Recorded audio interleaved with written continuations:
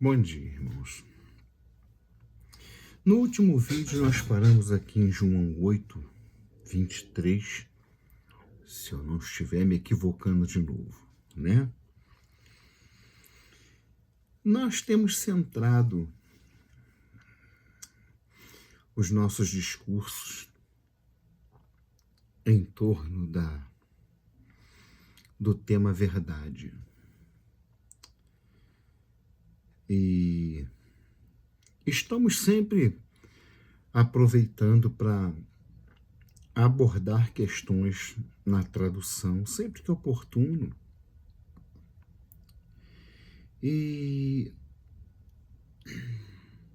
eu quero aproveitar hoje, creio que hoje seja oportuno, nós darmos uma pequena demonstração.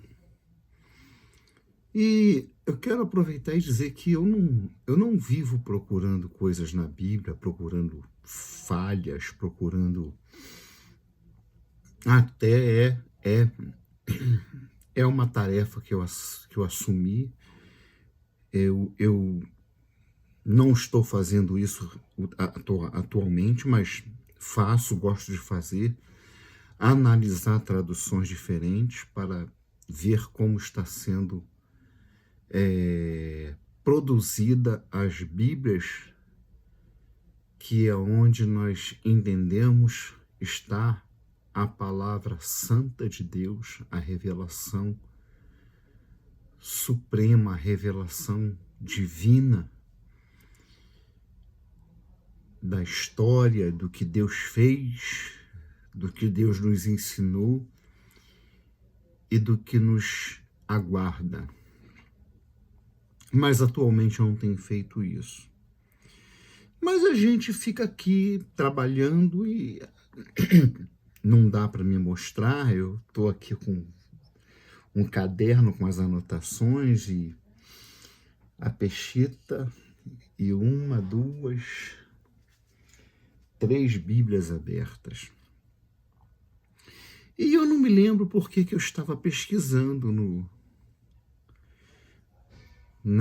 último vídeo. Antes de fazer o vídeo, eu estava analisando um texto e fui levado para Isaías 66. E uma das Bíblias que nós usamos aqui é a Ná. Acho que era até nela que eu estava fazendo o vídeo, ou foi na Trinitariana, mas eu, em cima da hora, mudei. Eu ia usar a Bíblia Ná. E me chamou a atenção uma coisa que eu quero compartilhar com os irmãos desse vídeo, para que fique, e eu quero frisar bem, eu não estava trabalhando nessa linha, eu não estava procurando isso, eu não estava trabalhando em cima desse tipo de trabalho, de pesquisa. Em Isaías 66, no versículo 17, diz assim a palavra de Deus, na Bíblia Ná, Nova Almeida Atualizada, Bíblia de Estudo, revista atualizada produzida pela Sociedade Bíblica do Brasil. O Senhor diz: os que se santificam se purificam para entrarem nos jardins, após a deusa que está no meio, que comem carne de porco, coisas abomináveis, e ratos serão. Coisas abomináveis e ratos serão todos destruídos ao mesmo tempo. Eu peguei esse versículo, sinceramente eu não me lembro por que eu li isso, e eu não vou me alongar muito para que o vídeo não se torne, como sempre, longo. Na Trinitariana, esse versículo não traz a pessoa dessa deusa, que o contexto não dá margem. Não dá margem. O contexto não vem falando de uma divindade feminina que está sendo tratada ali. Isaías 66, 17, tradução trinitariana. Os que se santificam e se purificam nos jardins, uns após os outros, os que comem carne de porco, e a abominação e o rato juntamente serão consumidos, diz o Senhor. Eu falei, mas interessante não ter a palavra Deus ali, porque quando há uma menção a uma deidade feminina, geralmente ela é descrita no Antigo Testamento, no Taná, como a Será, algumas traduções da Sera. Há também a menção à Rainha dos Céus, que alguns teólogos deduzem que seja a mesma a Será, ou uma menção à Lua. A Bíblia de Jerusalém, ela também foi consultada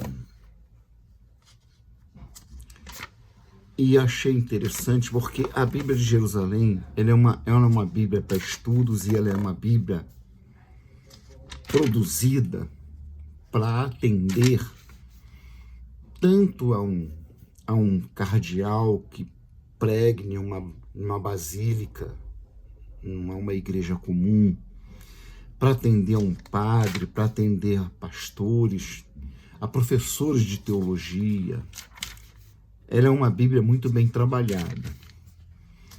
Como eu falei na última vez, traz suas aberrações, como todas as traduções. 66, 17. Quanto aos que se santificam e purificam para os ritos de consagração dos jardins, atrás daquele que está no meio, que comem carne de porco, outras coisas abomináveis e ratos, estes cessarão de uma só vez, assim diz o Eterno, os seus atos e os seus pensamentos. Curioso, eu falei, engraçado, eu não me lembro, eu sou um leitor da Bíblia, via de regra assíduo, e eu tenho a Septuaginta aqui, não é uma Septuaginta qualquer, né? Existem Septuagintas e Septuagintas. Eu comprei a segunda Bíblia mais cara vendida no Brasil quando fiz a compra. Ela me custou 900 e tantos reais. Ela é uma Bíblia produzida por um grande helenista, um dos maiores helenistas do mundo na atualidade, não sei se ainda está vivo. Deixa eu aproveitar para mostrar para vocês.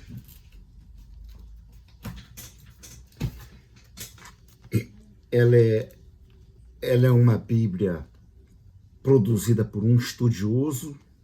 Deixa eu levantar um pouco, andei observando que. E ela é Novo Testamento grego e Antigo Testamento a Septuaginta, com um excelente aparato maçorético, um trabalho de peso. E nela, em grego, também não consta a menção da deusa. Porque geralmente, quando no texto maçorético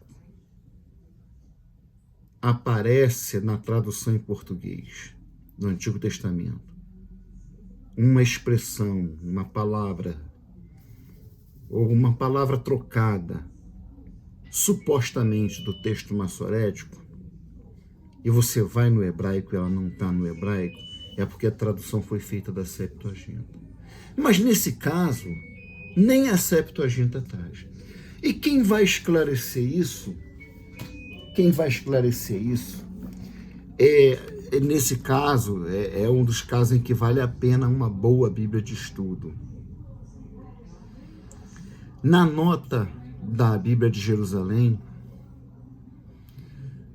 o biblista, o estudioso, ou os estudiosos que fizeram, que são muitos estudiosos renomados que produzem a Bíblia de Jerusalém, ele coloca a nota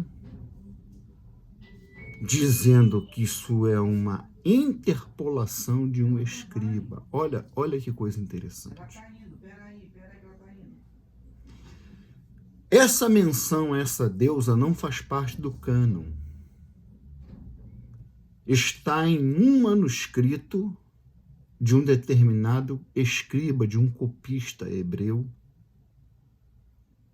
que colocou ali.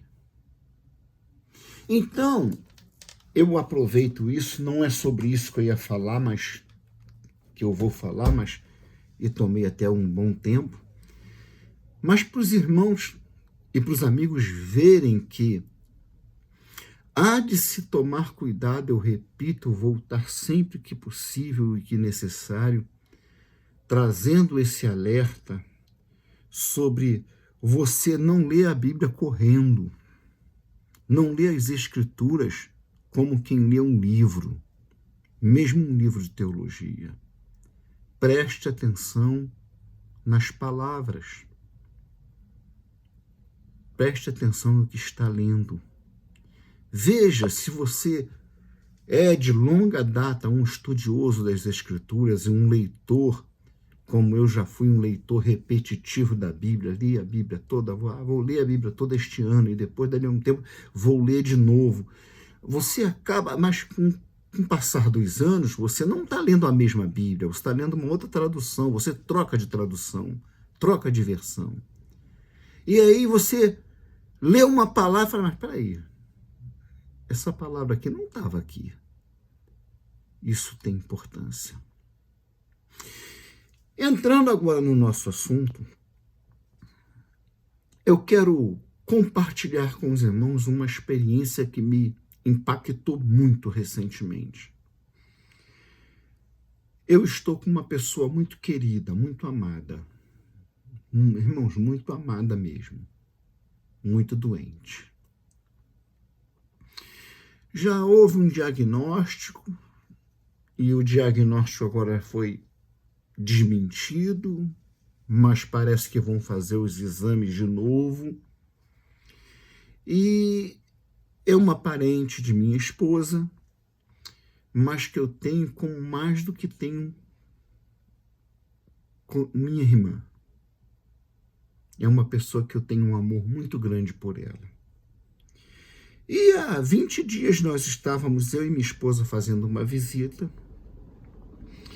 E nós chegando lá, eu pedi permissão para fazer uma oração. Eles são crentes, ela é evangélica. E eu não me lembro agora o assunto em que, de repente, ela falou assim, sim, eu falava sobre a vida dela, falava, olha, você é uma mulher de Deus, você casou, tu amou teu marido, eu sei a tua história, e você ficou viúva novinha, e tu nunca olhou para outro homem. Tu criou tuas filhas, tuas 2 filhas. Aí nesse momento ela falou assim, gente, tem umas certas coisas que eu não entendo. Há muito tempo, há quase 20 anos, gente, prestem atenção nisso, porque isso tem um peso, isso causou um impacto em mim, que poucas experiências minhas com pessoas me causaram um impacto tão profundo. Ela falou assim, as meninas eram pequenas, meu esposo já tinha se separado de mim, e nós dormíamos juntos, eu sempre dormia com minhas 2 filhas, a Viviane e a Vanessa. E certa madrugada eu tive um sonho. Eu sonhei que eu estava dormindo na minha cama com minhas 2 filhas, e do lado assim de uma mesinha estava a minha Bíblia, que eu sempre leio a Bíblia antes de dormir, E no meu sonho, 3 homens arrombavam a porta da minha casa e entravam no meu quarto.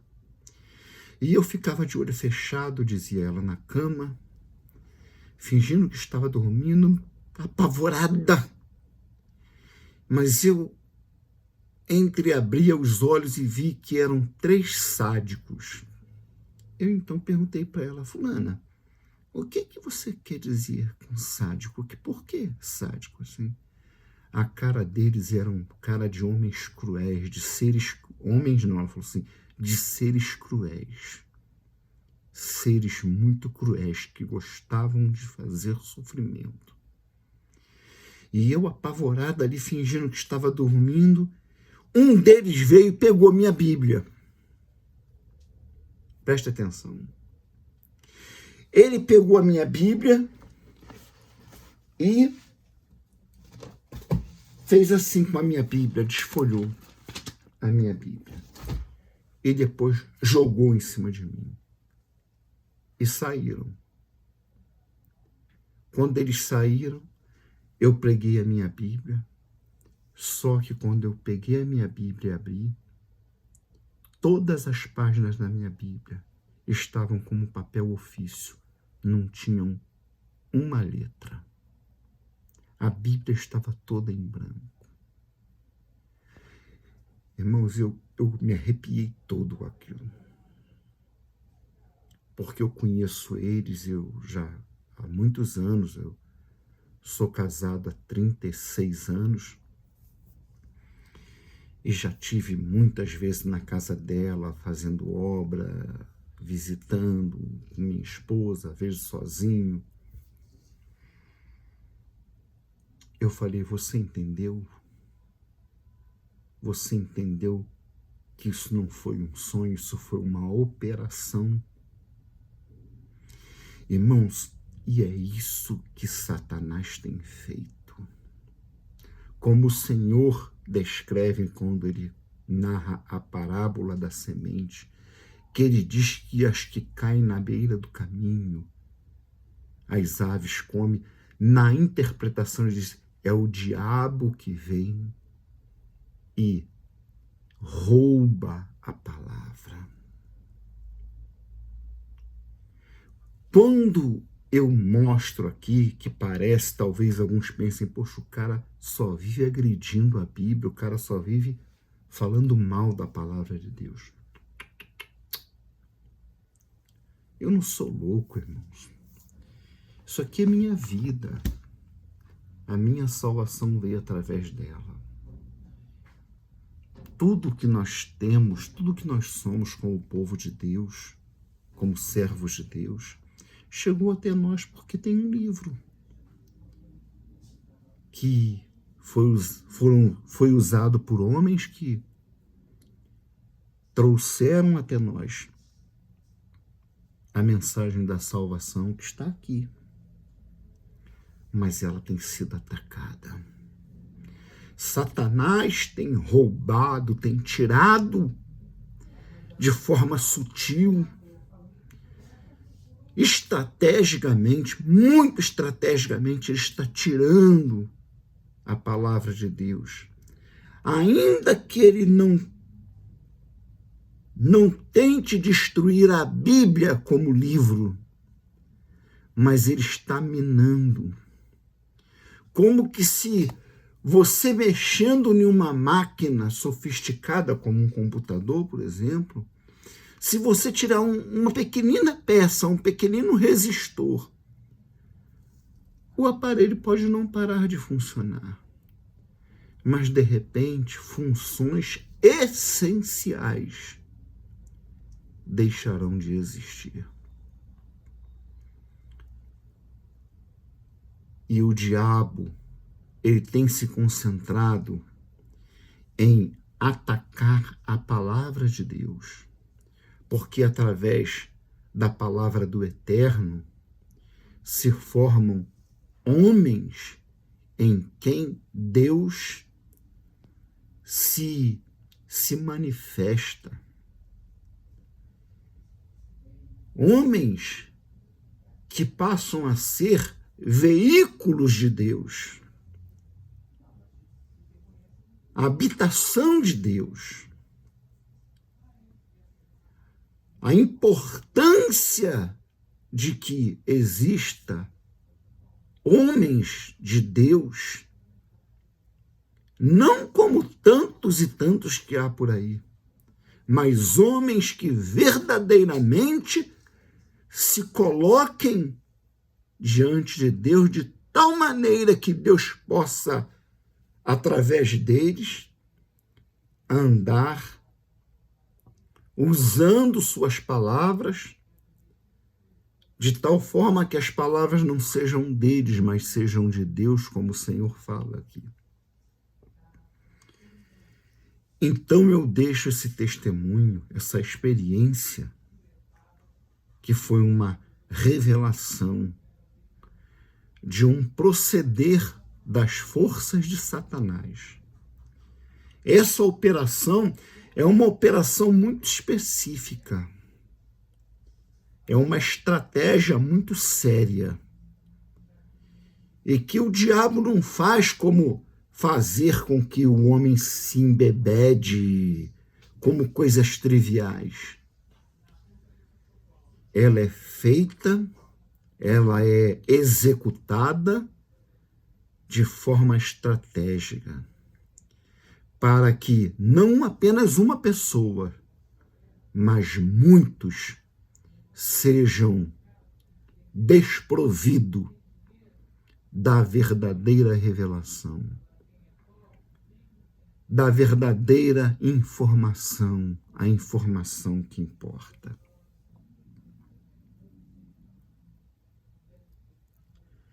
Vou aproveitar ainda alguns minutos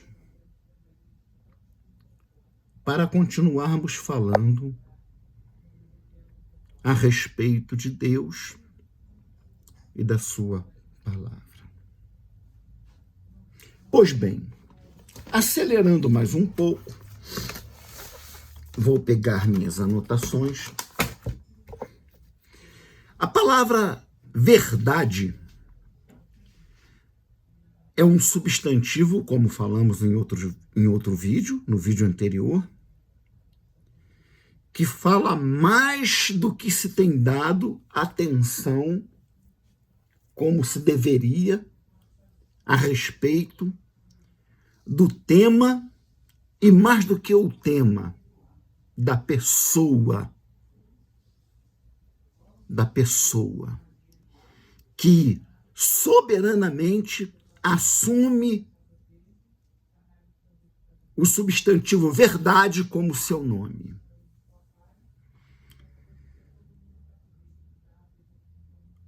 No vídeo anterior, quando me equivocando, eu falei que Yeshua, ao dizer eu sou, ele estava fazendo algo que colocava a vida dele sob pena de morte. Porque ele usava uma expressão, e aí eu tento cortar alguns detalhes, na Peshita, aquela expressão, e isso ajudou a me atrapalhar um pouco na descrição do verbo, que eu parece que disse que estava no perfeito, né? E ele está no imperfeito. Ou é o contrário? Eu sou. Eu disse que ele estava no perfeito e ele está no imperfeito. Que literalmente o Senhor disse a Moisés, eu serei o que serei. Serei é futuro, é imperfeito. E eu disse que ele estava no perfeito, no passado. Não é. E a tradução é eu sou. Eu sou. Por quê?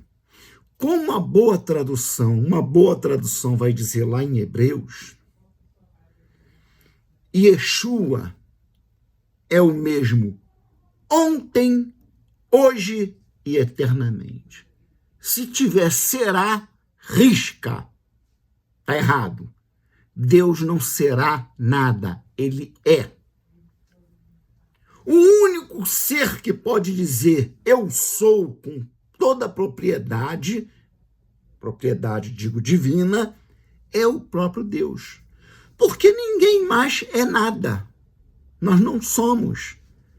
Nós estamos em constante processo de alteração, de acertos, de erros, de mudanças. Nós avançamos, recuamos, mas Deus não, ele é perfeito no conceito mais supremo e mais sublime de perfeição que se possa dizer.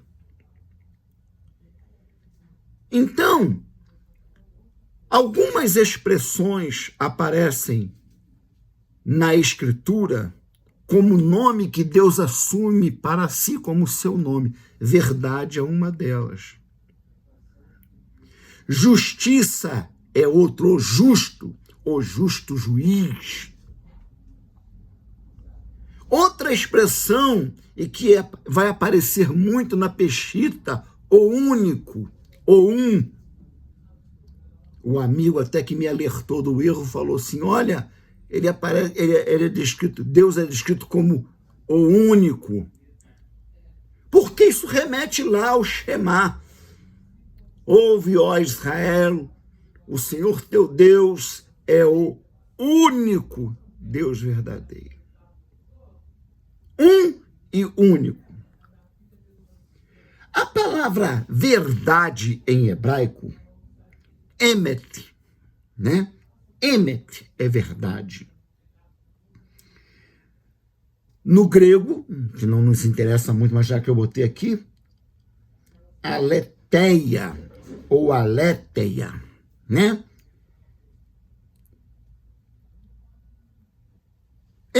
É uma expressão que ganha uma suma importância, principalmente nos nossos dias, quando tanta banalização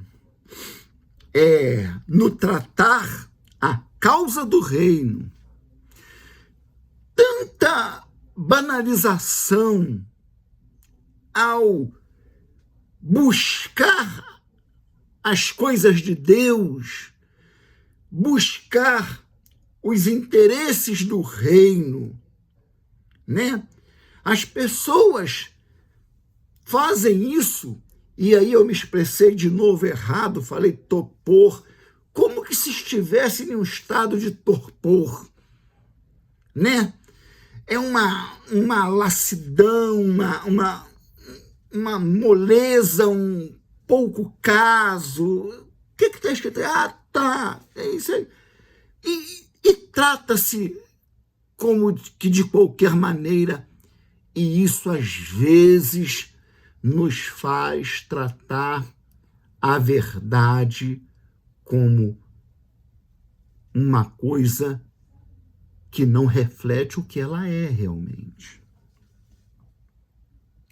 No Salmo 40, o salmista, eu quero estar lendo aqui, no Salmo 40, verso 10, em Jó também, isso é um tema que vai mexer, vai falar muito forte, porque os amigos de Jó querem que Jó reconheça algo que ele não reconhecia. E como eu falei no final do vídeo, você encontra isso que eu disse ali, muito forte em Jó.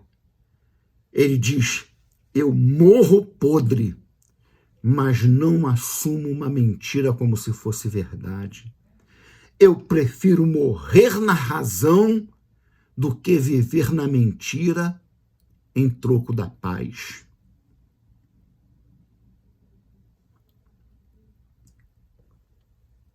Não escondi a tua justiça dentro do meu coração. Apregoei a tua fidelidade e a tua salvação. Não escondi da grande congregação tua benignidade e tua verdade. A tua verdade aqui, quer dizer, a tua essência, a tua natureza. Em Jeremias capítulo 10, é muito, muito mais significativo ainda, já que nós estamos falando desse tema de Deus como a verdade que precisa ser tratado com todo esmero, com todo cuidado, como aqueles homens antigos, e a gente vê isso sendo retratado em certos filmes, que tinham que transportar, por exemplo, ali no período chamado do Velho Oeste americano, né, que os homens precisavam transportar em carroças a nitroglicerina. E eles sabiam que eles tinham que andar com o máximo cuidado, olhando o caminho para que aquelas rodas não trepidassem em algum pedregulho, não passassem buraco que balançasse muito, porque ao menor descuido acabou tudo. Jeremias 10:10, ele diz assim, o profeta: desculpem, eu estou com uma crise alérgica muito forte, mas o Senhor Deus é a verdade. Ele mesmo é o Deus vivo e o Rei eterno. Ao seu furor treme a terra e as nações não podem suportar a sua indignação, porque ele é a verdade. Ele não fala simplesmente a verdade. Ele não diz, não mostra simplesmente a verdade. Ele próprio é a verdade. E é nesse ponto que Yeshua vai bater contra as autoridades religiosas que discutem com ele, e que João, no seu evangelho, destaca, dando bastante atenção, trazendo uma gama de detalhes dessa discussão, desse diálogo, ali em João 7 e 8, né? Que vai ter por princípio um milagre que ele faz e que faz com que, vai ser o primeiro dos milagres, com que as autoridades fiquem perturbadas, né? Ele cura aquele homem no poço de Betesda, e aquele homem estava muito mal, muito mal. Ele não tinha apenas uma doença que paralisava seus membros e o impedia de entrar na água quando a água se movia. Era movida, corrigindo. Um ser de Deus, um anjo, diz o texto, mexia na água, e o primeiro que entrasse na água tinha ali a sua água da vida simbólica, que agora vai deixar de existir, porque a própria água da vida vai estar presente. E ele vai ser contemplado não pela água material, a água que sacia a sede, mas a água espiritual. E o Senhor diz: vocês me perseguem e tentam me matar, por quê? Eu fiz algo de bom, curei de todo, ele fala, curei de todo, e esse de todo aí é muito significativo, porque vai sinalizar que o homem não tinha apenas um problema nas pernas, ele estava doente em todo o seu ser, em todo o seu corpo. E o Senhor vai dizendo, ele é aquele que transmite a verdade. A verdade aparece na palavra de Deus como o principal nome de Deus. Ele é mais do que Jeová, mais do que Javé, mais do que Yavé. Ele é a verdade. Ele é a própria natureza, a essência da verdade. De tudo que aconteceu e que nós não podemos sequer ter ideia de como todo mal se originou em eternidades e eternidades passadas, até que Deus viesse fazer a criação da qual fazemos parte. E tantas coisas têm sido descobertas nos últimos dias, mas ainda assim há verdades que estão naquele que ele próprio assume a pessoa e a essência da verdade como o ser. Como o ser. Agora, eu quero passar para João 17 e já vamos estar encerrando esse vídeo. Na oração em que ele intercede pela comunidade, não apenas pelo colégio apostólico, não apenas pelos 11 que iriam dar continuidade inicial ao trabalho que ele veio inaugurar, a comunidade messiânica, o reino em sua essência, aquilo que costumeiramente é chamado de igreja, mas que tal ideia não aparece no Novo Testamento. Não aparece a ideia de uma coisa fechada, um grupo que se reúne se isolando do mundo. A ideia da comunidade, da congregação, essa é a tradução da palavra hebraica que o Senhor usou para Pedro e que do grego eles traduzem igreja. É que ela, como nos outros exemplos usados, como o sal, vós sois o sal da terra. O sal não pode continuar sal. Ele tem que se diluir, ele tem que se espalhar, se misturar para trazer o sabor, para levar ao seu efeito, a sua essência. Então a ideia do que o Senhor fez e para o que ele vai orar aqui em João 17, não é algo que ele vai fazer para se isolar, para se reunir em templos de alvenaria, como no mundo helenista e greco-romano fazia-se, já existiam tantas igrejas. E Israel, copiando, fazia do mesmo jeito, só que com o nome de sinagoga. Tanto que ele não diz a Pedro sobre esta afirmação, esta pedra, esta rocha, esta base. A palavra pedra é porque para tudo que fosse ser feito com propósito de muita durabilidade e firmeza, se usava a pedra de esquina. E é por isso que ele chama a declaração de Pedro de pedra. Eu edificarei a minha comunidade, o meu reino, a minha congregação. Ele não usa a palavra sinagoga, sinagogue no grego, nem sinagoga, nem nessa de termos hebraicos que ele poderia ter lançado mão se a ideia que ele estivesse expressando ali ao falar a Pedro fosse de fazer o que se faz hoje, se reunir em partidos, em denominações, cada um com seu grupinho. Então, não é nada disso. Então, ele é a verdade. A verdade é a própria essência de Deus, que nós precisamos ter o cuidado, porque é isso que está sendo solapado do povo de Deus.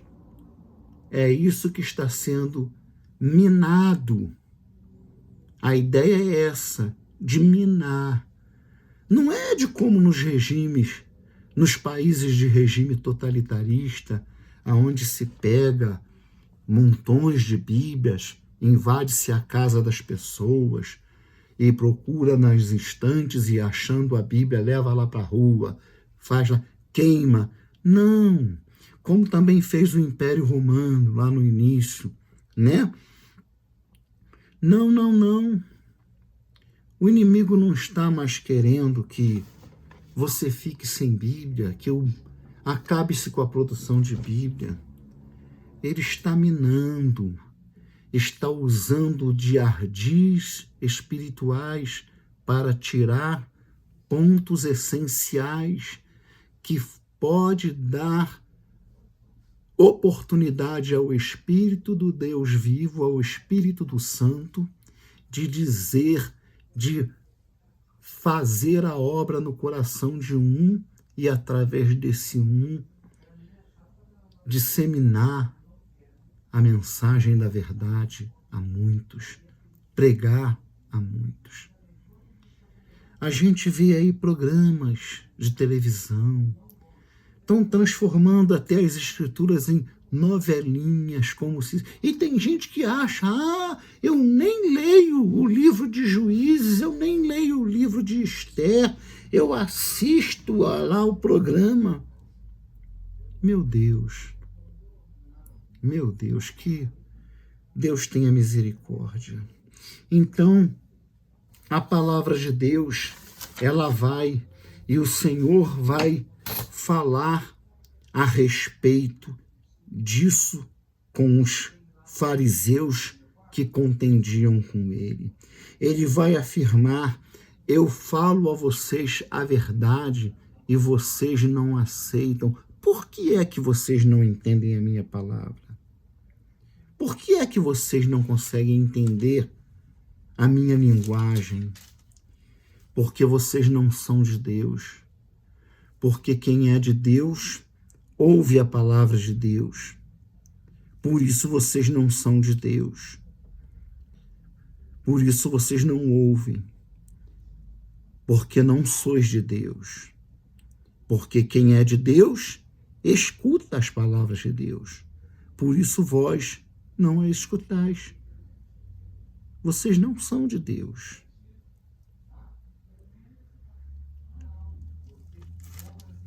É importante, e eu não quero que esse vídeo fique muito longo, apesar de que, como eu disse anteriormente, não é por causa do tempo, é por causa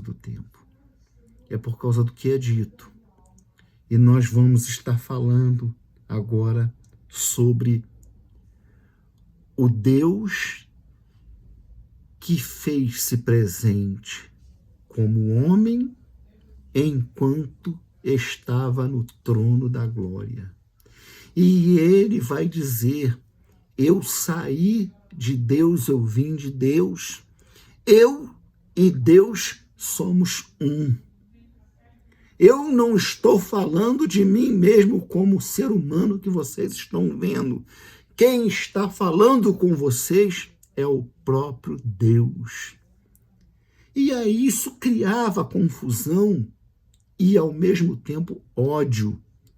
Porque, além das palavras que o Senhor dizia aos fariseus, nas suas conversas e discussões, às vezes, tão acaloradas que os levava a tentar matar Jesus.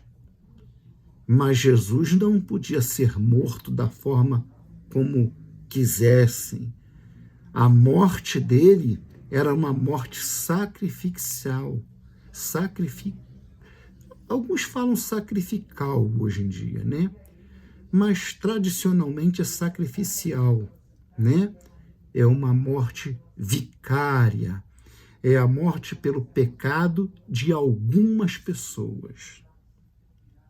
A saber, dos escolhidos, dos eleitos.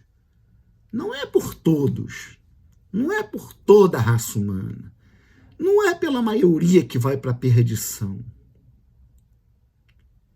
Então ele vai falando sobre isso e, na continuidade, nós vamos destacar passagens em que o Senhor Yeshua diz para eles: quem está falando com vocês é aqueles que vocês chamam de pai, mas que não é pai de vocês.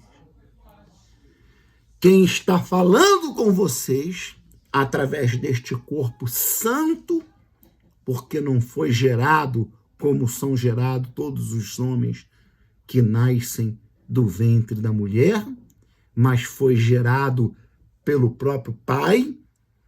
Ele me enviou, fazendo-me no ventre de uma virgem, portanto, eu saí dele.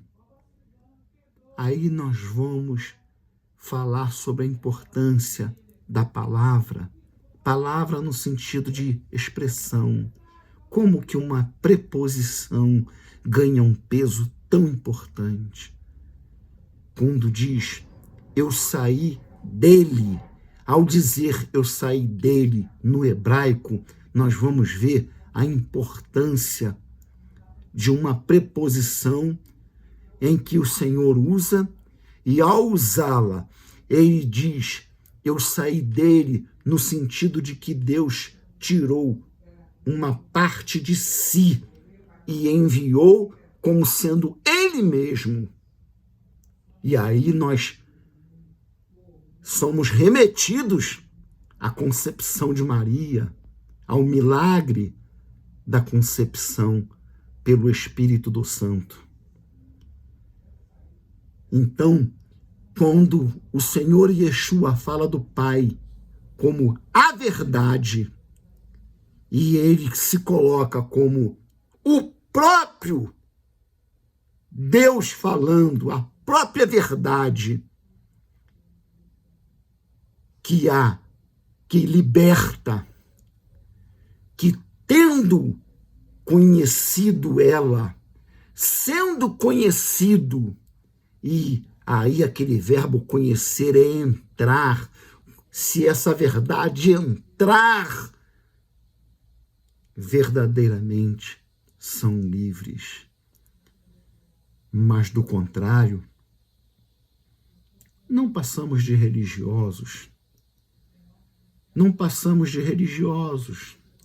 vivendo uma vida ao vento, como uma folha seca. Que Deus abençoe e até o próximo vídeo. Uma boa tarde aos irmãos.